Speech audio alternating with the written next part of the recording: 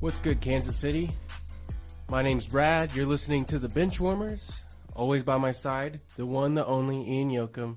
Ian, how are you doing? I'm doing pretty good. How about you, Brad? Yeah, it's good. We don't work all week. That's a plus, because we work at schools, and school's out this week. Enjoying the nice, relaxing week off, so that's pretty cool. Yeah, I'm going to have to start filling my calendar with things like playing pickleball later. That's what we're doing. You Yeah, know? pickleball, hey, that's a sport that I don't feel like, and I think we both feel this way, it doesn't get enough respect. It's a really cool sport.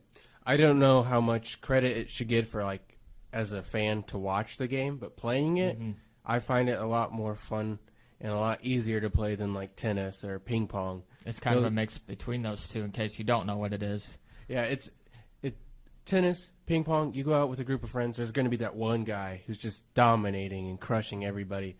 It becomes unfun to play. But pickleball, it's a sport where, like, it's easier to get a hold of. You might still come across that guy, but it's easier to, like, counter it. Yeah, I find like with a sport like tennis, like it's so difficult to get used to hitting the ball with the racket. Something about it, it's just so hard to control. And then ping pong is kind of like, I don't know, it's kind of the same, except just, tennis is on a huge scale and then ping pong's on a small scale. But pickleball is just, I don't know, it's a perfect mix between those two sports. And so it is really easy for a beginner to just kind of step in there and really kind of get going. Yeah, there's clearly a lot of positives and a lot of negatives with each sport. You know what also has a lot of positives and negatives? The Royals do. Kansas City Royals. I mean, it's debatable whether it's more positives than negatives or vice versa, but, that's something that we're going to go over right now is some of our positives and negatives of the Royals currently. Yeah, and if you use our show as like a template for, examining the Royals, a couple weeks ago, I gave up on them. Last week, they won 6 of 7. They were on fire. They were making a great comeback. They were winning games. Well, now this week, it's kind of cooled off, and they aren't doing terrible, but they're certainly not winning. They've lost the last 2 series, and that's something that I've said they need to do in order to, get back on track. And unfortunately, they haven't done that, and it's really upsetting because you want this team to really click, but just it seems like one thing goes wrong. They get a lead into the 9th inning. Herrera blows it. It's been really unfortunate. Yeah, and that about Herrera blowing that game, like that was really disappointing. And it's not the first time that he's done it this season. He's kind of struggling in that closer spot. Maybe there's just something about it that's different from the 8th inning. There's more pressure in the 9th inning. It's a role that he's never had to do full time.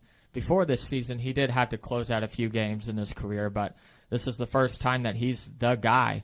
And so far, it's looking like, I don't know, maybe he'll be able to turn it around, but he doesn't seem to have the confidence on the mound. He doesn't seem to have the control, the command over his pitches.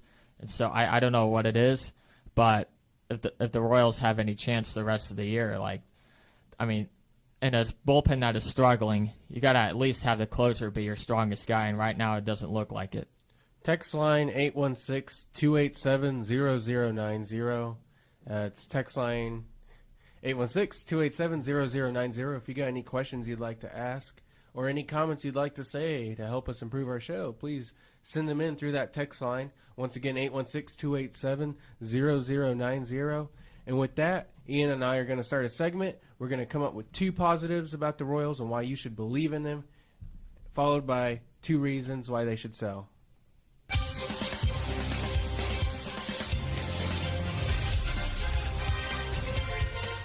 All right, so 2 reasons for hope. I think the first one's a good sign. This whole year they've sold us on this idea of the Royals hitting for power. Well, while at times it seems to not have been there, I think overall, if you look at the team, they've had some power. And last year they hit 147 home runs in 2016. That ranked 27th among all major league teams. Not very good. This year, they've hit 47 in 43 games, and they're on pace to hit 177. That's 30 more home runs than last season. And I know that our home run guys like Soler and Brandon Moss, they have really shown really long droughts of coldness. But with that, there's still, even with the droughts, there's still the team's still hitting home runs. So I think that's a positive, that if these guys continue to warm up and Mike Moustakas and Salvador Perez, if they continue doing what they have been doing, the home runs are going to still be there, and that's going to help your offense out. I agree. I mean, I didn't list that as one of my positives, but I mean, yeah, that is definitely something that's gotten better. And like you said with Brandon Moss, he had the 2-run home run, or 2 home run game yesterday. Something like that, just something small like that, even though it's one game and the Royals ended up losing the next game, that can be really just a confidence builder and can really get you going in a game like baseball where momentum is so key. I would say one of my reasons for hope is the starting pitching. Now, I understand that it's kind of struggled this past week. Kennedy had a rough outing. Vargas, Hamill, both of those against the Yankees, and then Kennedy against the Twins. Kennedy had a very rough first inning and just couldn't recover from there. But I still feel like that's a reason to have hope for the rest of the season, because we've seen overall, not just last week, that the starting pitching has been solid this year. So I would say that's one of the reasons to have hope, because the Royals have a better starting rotation than most teams in baseball. Yeah, they definitely do. And you got not one, but 2 guys you're confident in when they go out there and pitch. And you could argue that Duffy's been a little disappointing this season and maybe not lived up to his humongous expectations.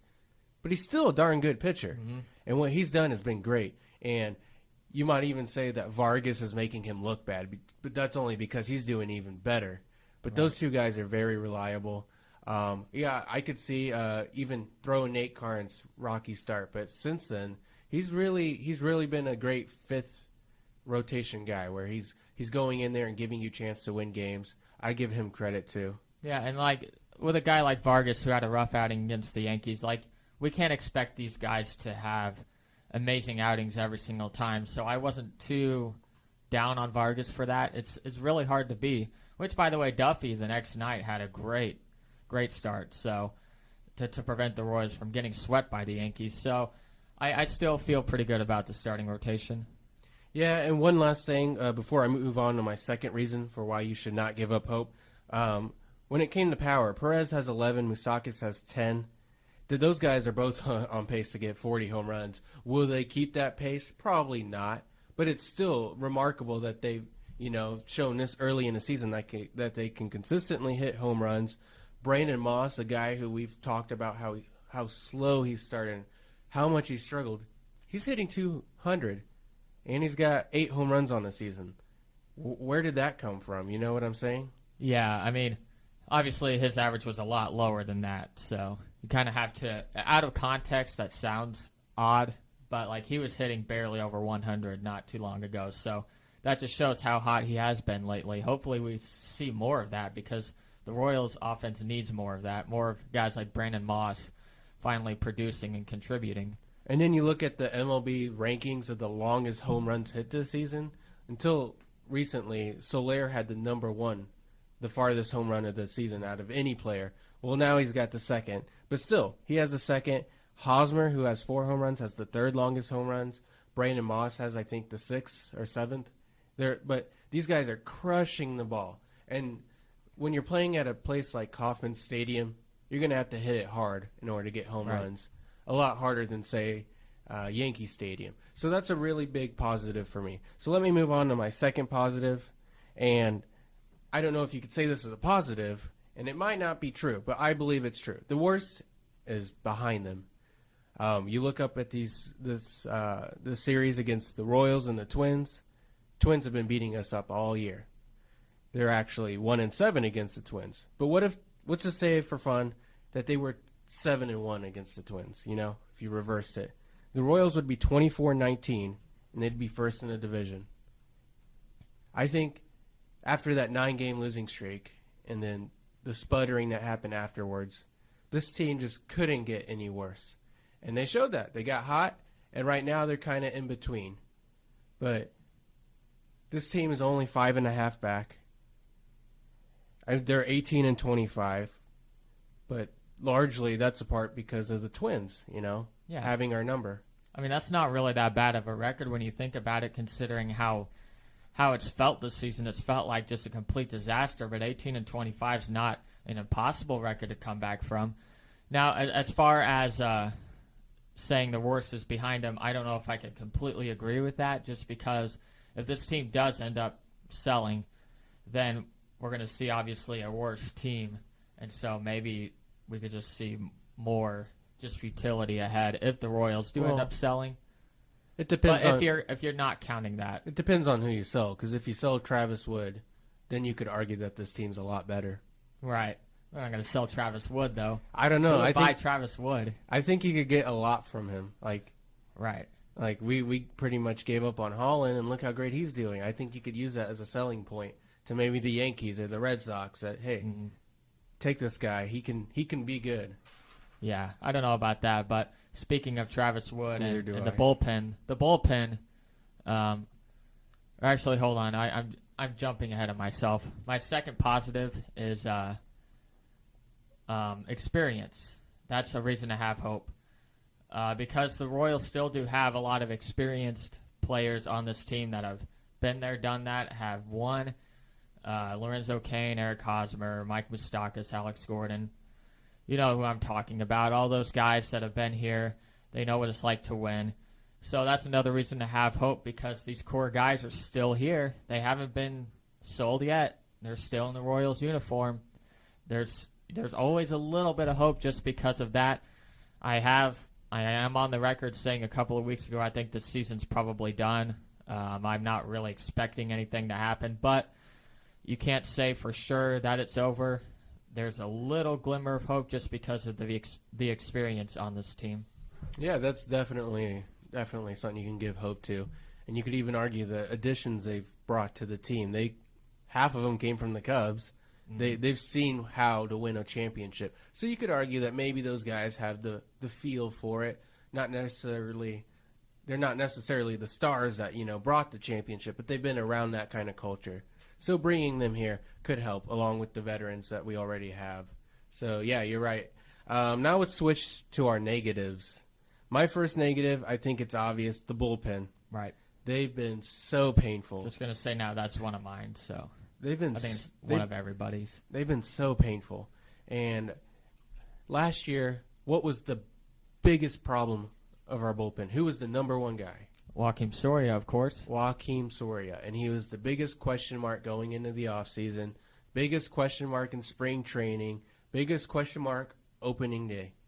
But he came, and he's solid. He's a guy that you can really rely on. He's been a guy in the bullpen I'd like to see out there in a close game situation.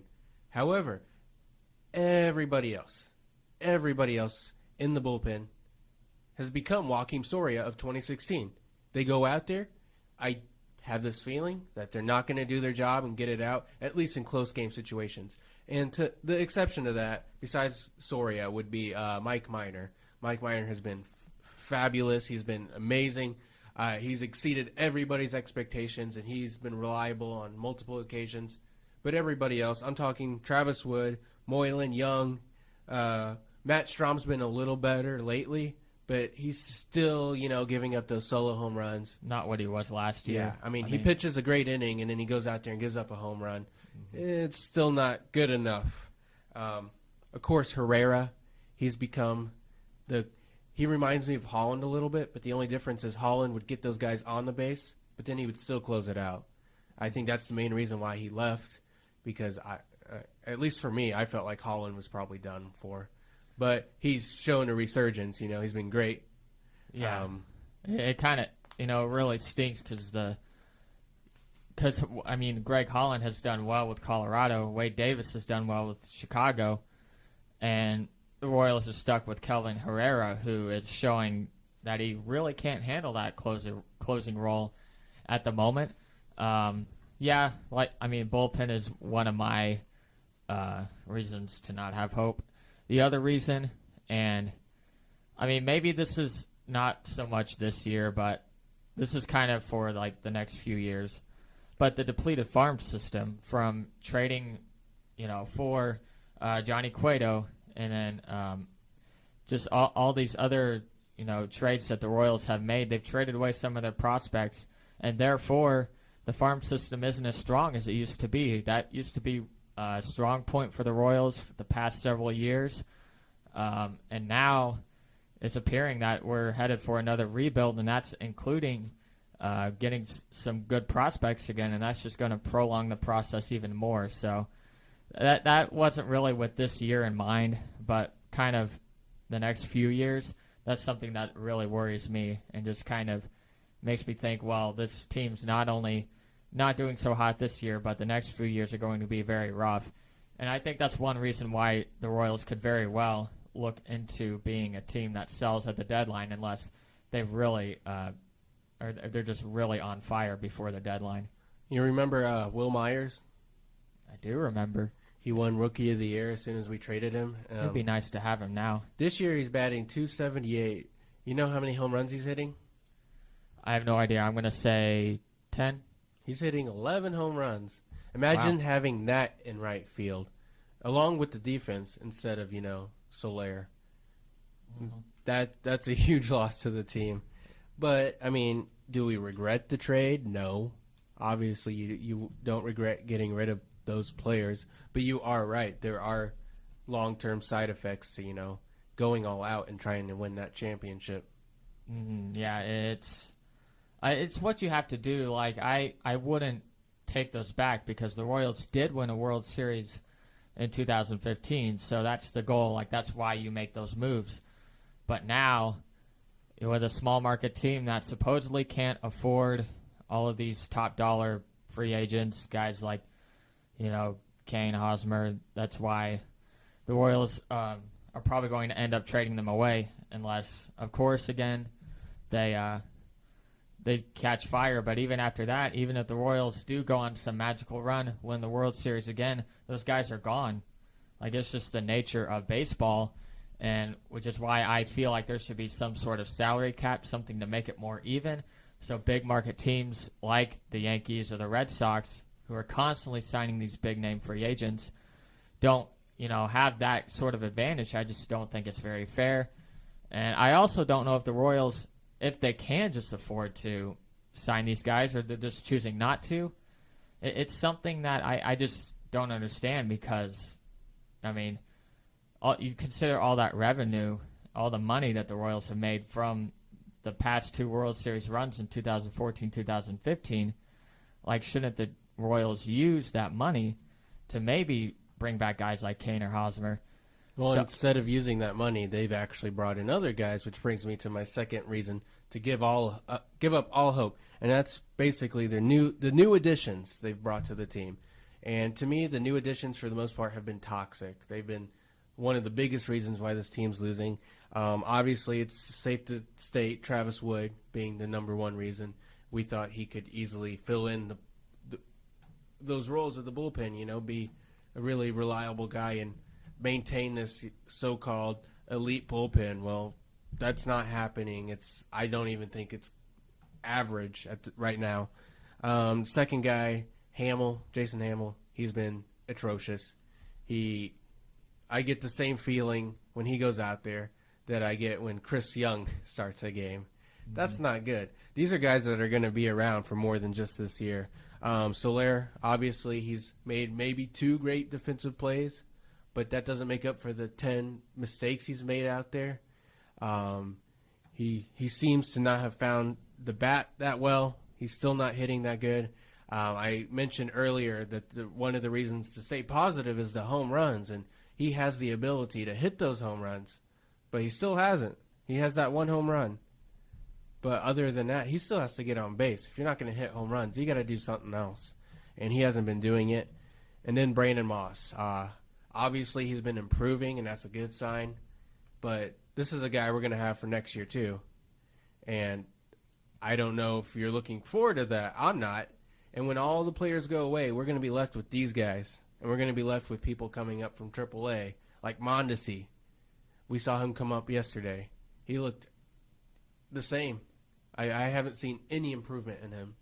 And I don't have any confidence in him. And kind of like you say, with the depleted farm system, there's nobody you're feeling confident about. You've been hearing the same names come up every year, and you never see these guys. And the only names you do hear are the guys you traded away and who are now playing in the league. Mm-hmm. Or guys just they get hurt or whatever it is. But going back to the point about signing these free agents, I mean, I don't know what it is. I mean, none of them are really that expensive. See, Travis Wood and Brandon Moss, they were both 2 years, $12 million. Jason Hamels, 2 years, $16 million.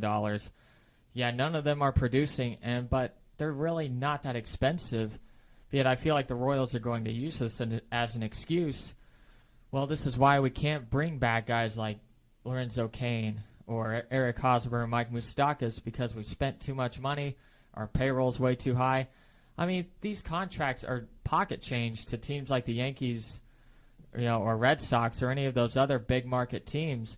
It's a big problem in my opinion, because teams like the Royals don't have an even level playing field with these other big market teams like the Dodgers or, just to name somebody other than the Red Sox or Yankees. It's not just those two. So I'm not going to give them that excuse. Like, they should still have money. They should still be willing to pay money. David Glass should still be willing to maybe shell out a few extra bucks to sign these guys, because Royals fans are already getting fed up. It's only 2 years removed from a World Series title. And whether or not you think, the fan base should be this angry about the losing, I'm kind of angry that the Royals are just refusing to spend money. Well, I think you're forgetting something. They did spend money. They spent money on Alex Gordon. That's right. Not their fault that he's flopping so hard.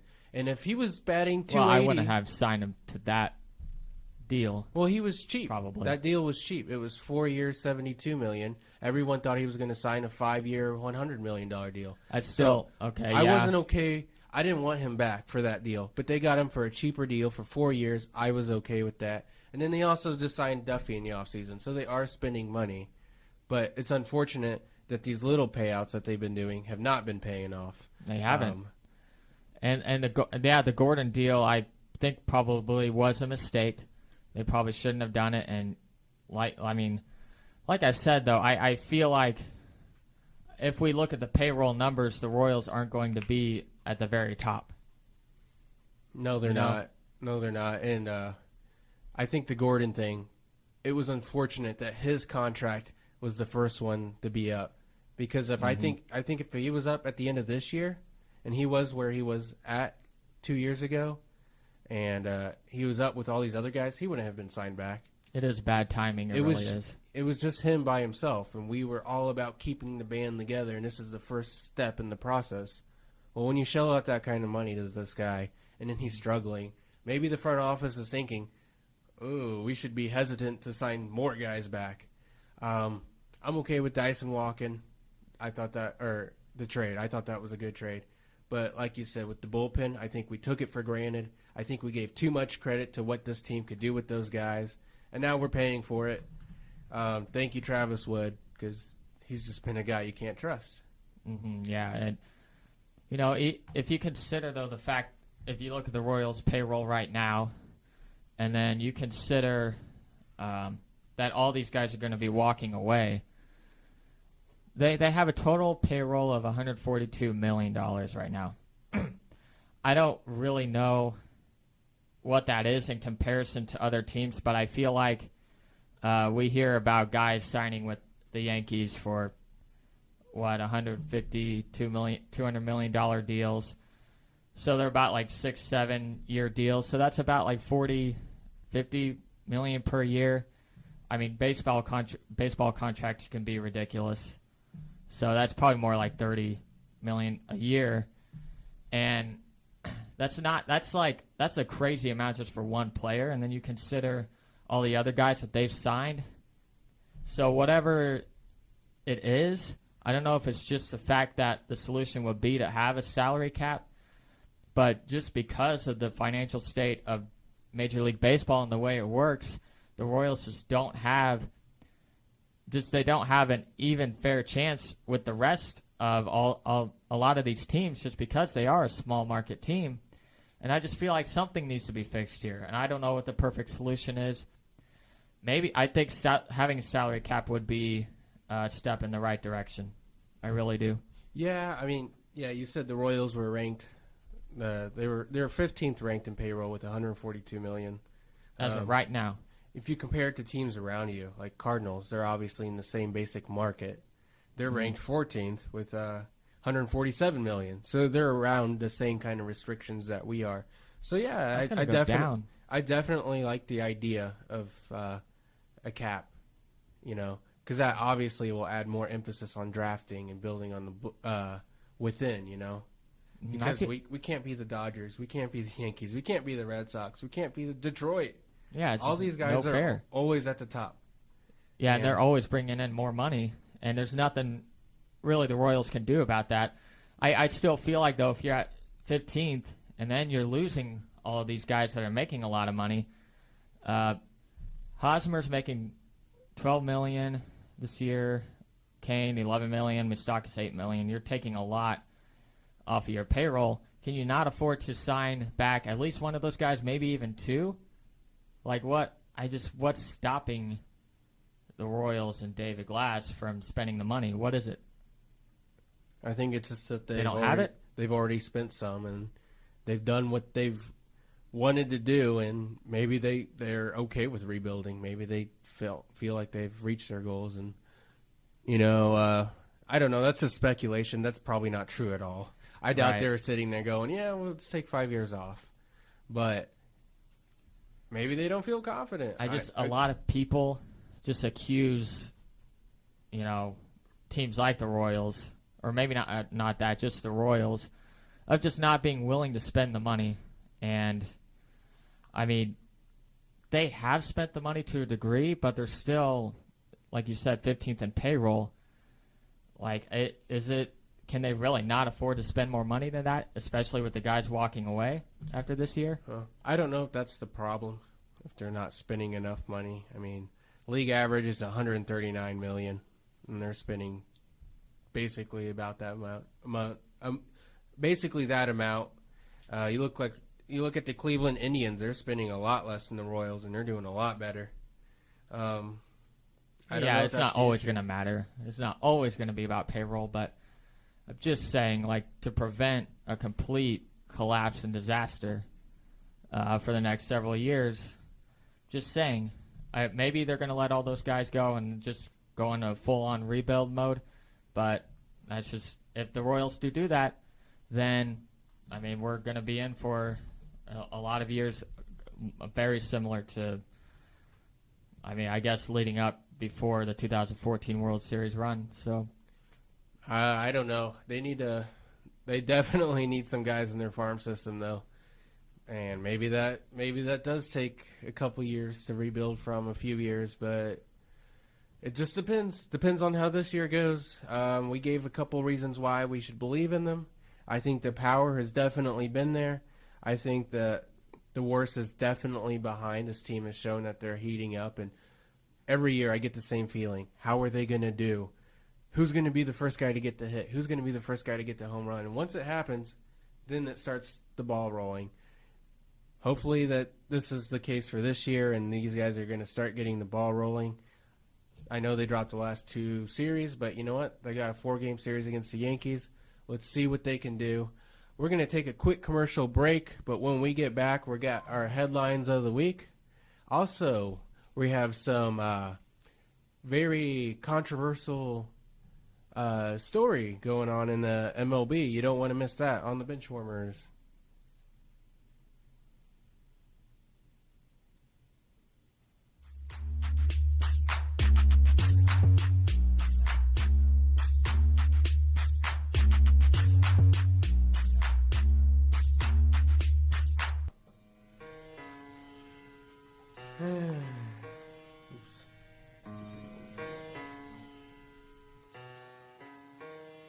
Hey, this is Sad. Listen to my Mega Music Hour Monday through Friday, 2 to 3 p.m.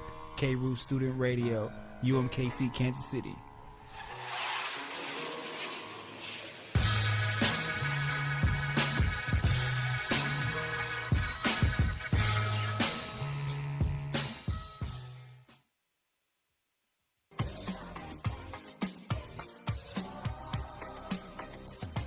I used to go to Swinney and watch heroes like Kirksey, Corver, Agent Zero. With Lee, Leathers, and O'Connor, the other team will be a gunner. They play basketball at UMKC, all while earning a college degree. And number 33, my man Brad Reed, is the center on my starting team. Tune in for all your sports coverage on K-Roo.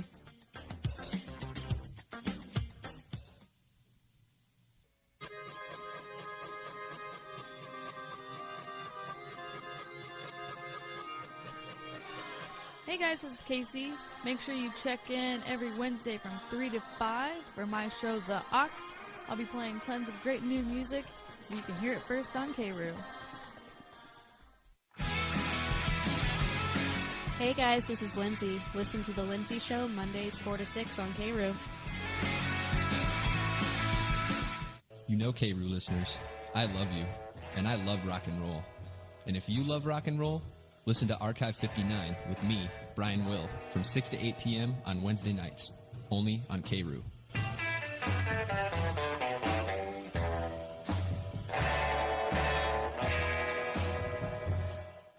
Tune into K-Roo March 9th through the 12th for all of your Summit League tournament coverage. It hurts my feelings when you don't listen. If you don't listen, I will hurt this puppy. Think about the puppies.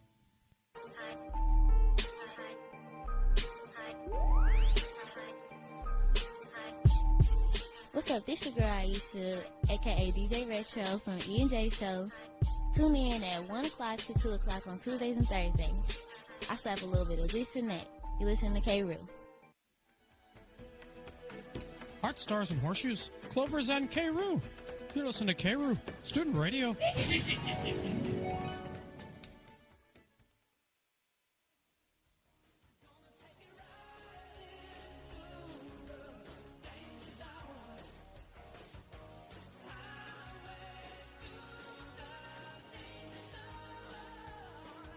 I feel the need for K-Roo.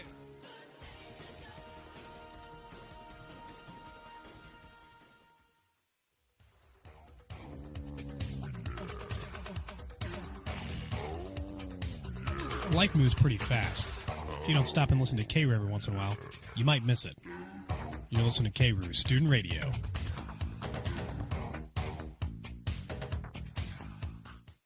The program you're listening to is sponsored by the UMKC College Republicans. The views and opinions expressed do not reflect those of K-Roo Student Radio. Are you going on a wild road trip, hosting a dance party for one?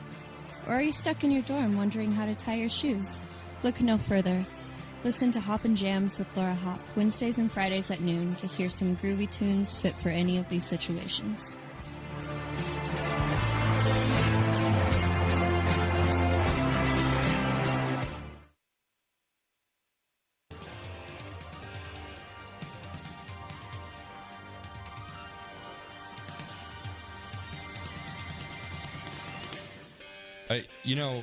I hate to say this, guys, because he's normally an idiot, but Rand Paul may be right on this one. Even a blind squirrel finds a nut every once in a while. Let's hope they find all the good acorns on the Democratic side of the aisle. I'm not asking them to be Democrats. I'm just asking them to not be Republicans. All right, listen, here's what it is. Tune into All That's Left, the best liberal show on the air, on K-Roo, every Thursday, 8 to 10 p.m. That's Central Standard Time, the best standard time.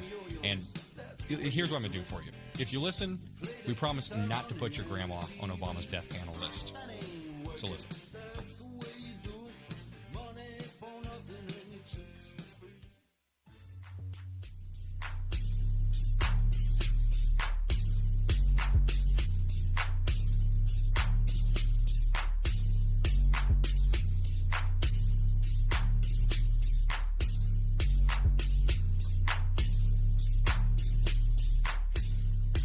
right, welcome back to the Benchwarmers.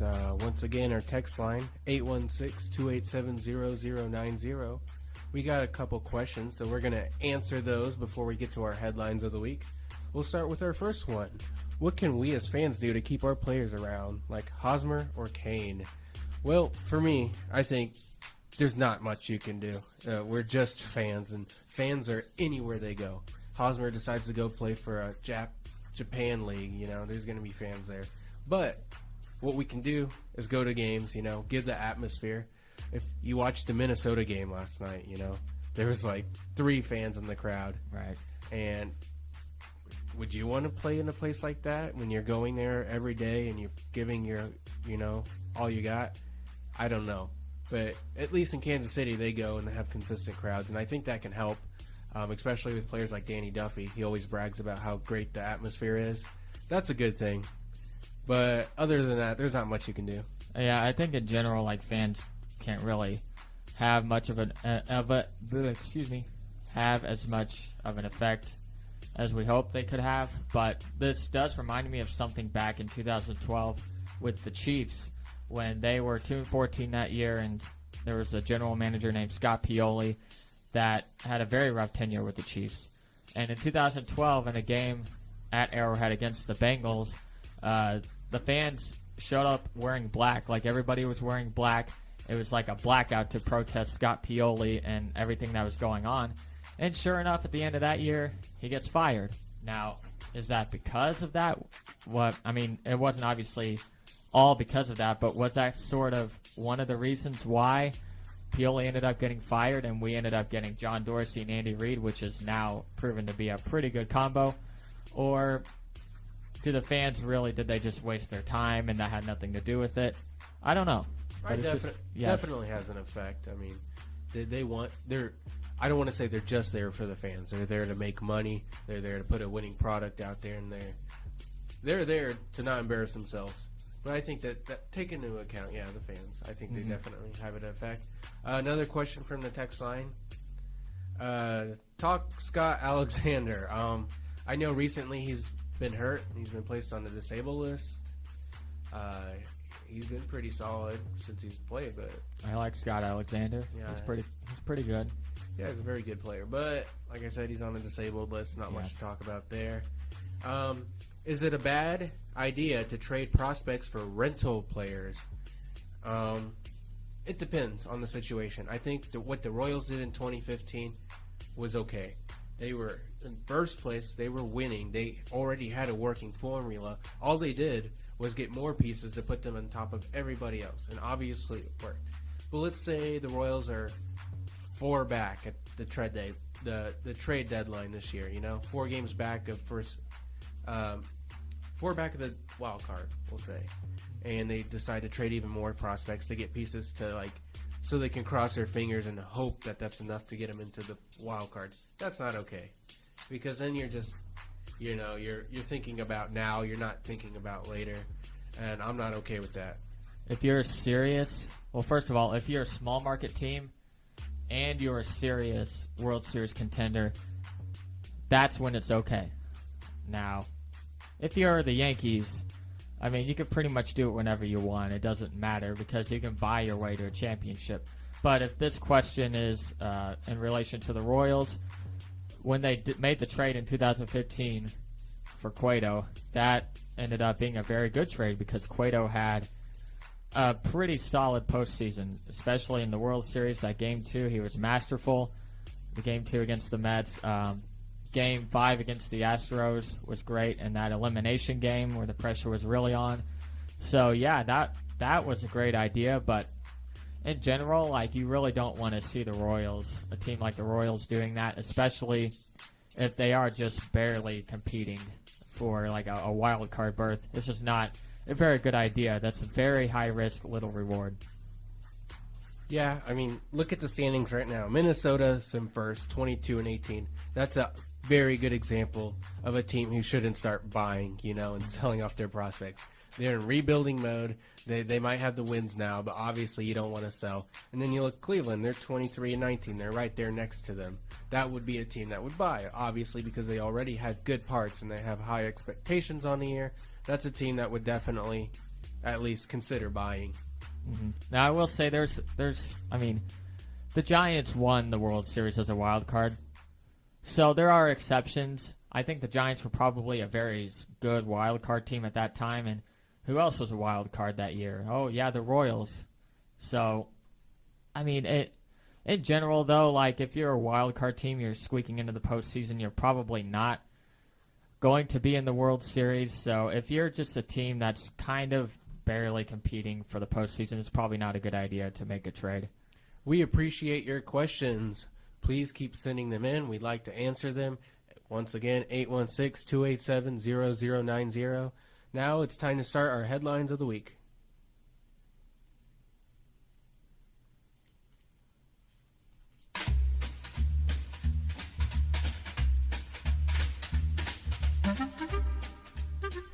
All right, headlines of the week. It's a segment we do every week where we touch on the biggest headlines going around the world of sports. At least the big headlines going around here in Kansas City. We'll start with one. ESPN's weekly power rankings have been released today. Royals are now at 27th. That's one spot up from last week. Yep, so that's good. Just slowly making the climb up.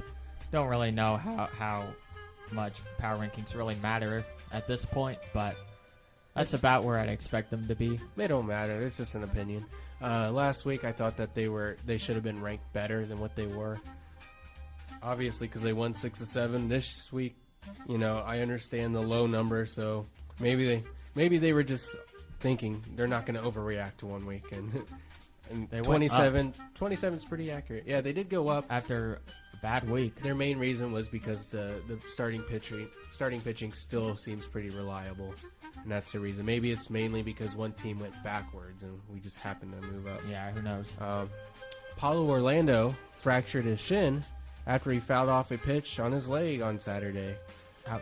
I think this is a really big blow for the team. Let's say Soler gets hurt again. Paulo Orlando obviously was doing bad at the beginning of the year, and he's been a very big disappointment. But he's also a guy I would give a second chance to. He's got the good defense, and last year he was pretty hot, hitting over 300 for a majority of the season. I think it's a big loss, especially when you got the depth of the outfield out there. That was one of your strong points. Well, now you're losing a guy. Yeah, let's just hope that Soler stays healthy, because after that, I mean, who do the Royals go to then in right field? Anyway, you don't have Gerard Dyson anymore, so. Nope.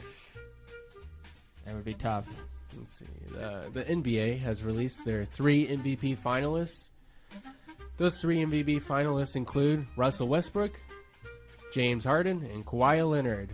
The odd man out, LeBron James. Yep. What do you think about that? You agree? I'm saying if you take several games to rest in the regular season, and it's supposed to be a regular season award, or at least so I'm told. I don't know why they wouldn't announce it at the end of the regular season, but whatever. If you don't play all the regular season games like the other guys did, you're not going to be a finalist. So you can complain about it, and he was complaining about it, and other people are complaining about it, but get over it. I mean, what matters more is a finals. I thought LeBron. Right? I thought LeBron was a veteran. I thought he wouldn't care about these kinds of things, but obviously he gets hurt when he hears these things and gets all whiny. He's been in the top 3 finalists since 2008. I don't think that's a reason to just not put him in, because he's been in there so long. But he's taking games off. If you take games off against good teams to rest and then play the next day, that's not okay. Russell Westbrook didn't do that at all this year. You look at great players in the past. Kobe Bryant, 2008. You know how many games he played that year? He played 82 games. That's the year all before that, he played 82 games. That's all of them. Kobe broke his finger. Guess what? He won a championship with that broken finger. There's just certain things MVPs do, and there's things that LeBron does, and they don't add up. Nope. Obviously, he's the best player in the world. Obviously, he's not slowing down, which everybody knows that. I thought he was going to slow down. I thought he was starting to grow gray hair and, lose some hops. He's not doing that. He's not doing that. He's a freak. He's the greatest. I get it. He's not an MVP, though. If MVP was about what everybody thinks it is, just give it to LeBron James. Or not everybody. If it's what LeBron thinks it's about, give it to him every year then. Like, why does it matter? But people know, like, he's the best. It's about that season. And this season, it should go to either Westbrook or Harden. I've said it should go to Westbrook. But, yeah, it should go to one of those two guys, not LeBron James. These guys are applying for basically a job. Let's say that. No, they're applying for a school scholarship. Mm-hmm. And they have to fill in on the fields. And one section is you have to do this many hours of community service. Well, guess who doesn't have that many hours? LeBron James. Doesn't have those It doesn't matter that he had hours. the 4.0 GPA. It doesn't matter that Westbrook's GPA is a 3.7 and Harden's a 3.6. He doesn't qualify, so he shouldn't get the award. That's all I got to say about that. I could go on for a lot longer. But speaking of LeBron, the Celtics gave LeBron his first loss of the postseason last night, losing a close one, 111 to 108. The Cavs still lead the series 2-1, and they play tomorrow night. Do you think this is a sign of a close series? No, I think the Cavaliers will win the next two. You think they're going to win them by 50 points like they did in Game 2? I don't know about 50, but I mean, I think they will win the next two, win the series 4-1. I'm surprised the Celtics won. It did come off like a very clutch shot. Like, it came down to one shot that happened to go in to give them the win. My thing is, I'm always torn between momentum and sports. I think it exists. I'd like to think it exists, but then I get all this evidence saying it doesn't exist. So I think sometimes it does, sometimes it doesn't. It just depends. I guess I'm more of an in-game, what's the word I'm looking for? I'm more of an in-game momentum guy. Yeah. Like, things can happen in-game, but I guess game to game, they won by like 50 against the Celtics in Boston. I think there's like mental momentum, I guess you could say, for some guys. So if you're a player that doesn't really get affected by that, then no, maybe there's a momentum game from game. Yeah, I mean, like James Harden in that game, the game he got eliminated in, he didn't take a shot in the first quarter. Second quarter, he looked sloppy. He didn't show up for the rest of the second half. You could, I guess, say that's bad momentum. Probably. But I'd like the Celtics to do something, but I gave up on the Royals a couple weeks ago. I'm giving up on the NBA in general. Mm-hmm, yeah. It's not a fun sport anymore. It's LeBron versus the Golden State Warriors. That's not exciting. Another headline coming out of the baseball world: Jose Bautista is making the headlines again as he decides to do a bat flip after hitting a home run against Atlanta. Basically, if you haven't heard about this story, the Blue Jays were losing. It wasn't a very close game. Jose Bautista hits a monster home run, decides to do a bat flip, and of course everybody's getting angry about it and clearing benches. And I've always said this: football is the no fun league where they don't allow celebrations, and they need to obviously let them celebrate a little bit. And then you got the NBA. This is a sport where they celebrate after everything, and it's annoying. It's too much. So you got a sport that restricts it too much, and you got a sport that lets it happen too much. Baseball can find that medium where they allow the right amount, and I think that could help their numbers. A bat flip is not that big of a deal. You know, I think maybe in itself, maybe not, but the intent, obviously, especially from a guy like Jose Bautista, it's more than just a little celebration. Like, that is him basically just rubbing it in their face. And we know his history with bat flips. We know it's Jose Bautista. He has a history of getting into a lot of, scrums and fights with players. So I just think coming from him, it's probably not okay, and it's not necessary. Like, you know, we all know what his intent was with that bat flip. Yeah, but it wasn't really a celebration. It was more kind of like a, screw you type of thing. Yeah, if I saw Salvador Perez doing that, I know what he's doing it for, because he's really happy that he did something, and he's happy. But Jose Bautista, obviously there's bad implications, but I'm not saying that's a bad thing. I think the pitchers shouldn't feel like they have to retaliate. Just because, I mean, they hit him in the next game, and then the Blue Jays went on to win by like 9. And so obviously that didn't help them at all by putting him on the base and allowing him to come around and score. But I think you should also take into account the situation we were talking earlier before the show, how they were losing badly. There's no reason to bat flip. It makes him look stupid. Whether he should be allowed to or not, yeah, sure, he should be allowed. But it does make him look dumb. It's different when you do a walk-off compared to a solo shot, because then it looks like you're selfish and you really care about yourself and not the team. Because obviously, what did Hosmer say about the month of April? He said it stunk. He said it's unacceptable. And that's what you want to hear. You don't want him you don't want to see him flipping the bat after every hit or every home run. That would be ridiculous. Yeah, it would. Especially because he has 4 home runs. And yeah, he does not, he shouldn't be bat flipping after that. But he shouldn't be sliding into first base either, but he keeps doing that. He keeps doing that. I just... It's so frustrating. Why does he do that? Like, he's a veteran. Like, he should know better. Hasn't a coach told him not to do that? I think I've seen one instance in his career where it made sense, and that was actually a few weeks ago, where he slid to avoid the tag. Now that I'm thinking about it, that might have been my first base, or yeah, it was the first base. But the pitcher was running towards the bag and almost right next to him, and he was going to just swipe over and tag him, but he slid in. And he avoided the tag, and he was safe. And that made sense. But now that I'm thinking about it, it might have been Mike Moustakas. Oh, yeah. So text line 816-287-0090. If you remember that play, you might want to help my memory. I kind of think it was Moustakas, because I think I remember something like that. I think it was Moustakas. But, I don't know. Still, yeah, that sliding thing in the first... I don't get it, because that's one of the things that any coach should tell you is to not do that. So I don't understand why he continues to do it. Nobody else on the team does it. I don't know. That's just a fundamental error that is just worthy of shaking your head at. Yeah. Because it looks stupid, and I don't know why he does it. But back to the Bautista thing, I think bat flips are cool, but there's such a you can't do any kind of celebration in baseball without people getting mad at you. It's like there's a reason people think the sport is boring, not just because of the lack of scoring or the length of the game. It's because of the lack of celebration. Just let them do the bat flips. Yeah, I mean, I'm okay with certain types of celebrations as long as it doesn't come off as rubbing it in the other team's face, because then at that point, I think it shows a lack of sportsmanship.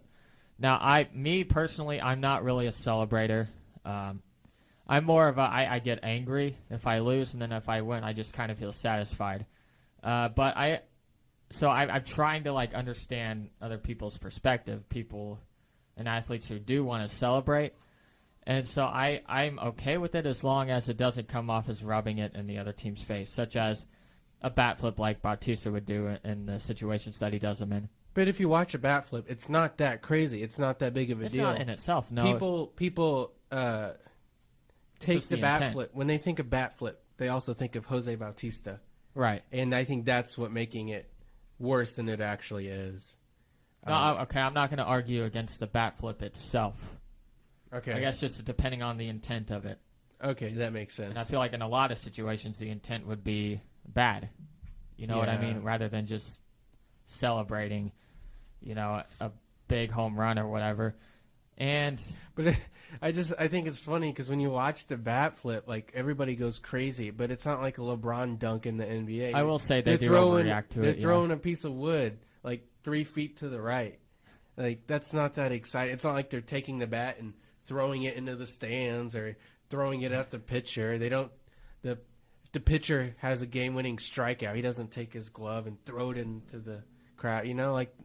It's nothing like that. And so I just don't think it's that big of a deal, with the exception of Jose Bautista. Yeah. That's why he's so hated, because he's just he really sucks. He does. He's no fun. I guess it's just the way baseball is. It's just always been kind of a, this is that tradition argument. it's been tradition that you don't really celebrate much. Whether or not, that should change, that's a whole nother debate. I would say I don't really care as long as the celebrations didn't get out of control. If it became more commonplace for celebrations to occur, again, I'm not a big celebrator myself, but I wouldn't mind as long as it didn't become like an NBA thing, like we said, because celebrations get a little out of control there. Celebrating a 2-point basket, whatever. I just don't want to see celebrations get out of control. And maybe that wouldn't happen with baseball, but I don't ever see it changing. I just think that's just because the way baseball has always been. It's going to be hard to change it into a type of game where it's okay to do a bat flip or throw your glove or, do a cartwheel around the bases, what have you. I don't think it's ever really going to change. You know what's funny? We talk about the bat flip and how it's like sends the wrong message to the other team and how it's not sportsmanlike. Yet you go to a Royals game and let's say the opposing pitcher walks a guy. What does the stadium do? They play a sound over the speakers of some walking song like Walk Hard or something like that. How is that appropriate? But when we do a bat flip, that's offensive. I wonder if there's something that the stadium can do next time a home run is hit where they don't have to do a bat flip, but the stadium takes care of it themselves. If I were the stadium operator in charge of that, I probably wouldn't play those sound bites. I will admit I think it's funny, but you're right. Like it's probably not. It doesn't really fit the rest of the league now that I think about it. It really doesn't. But I don't know. I would agree with you on that one. It kind of really doesn't make sense, but it is something you do here, and I don't know.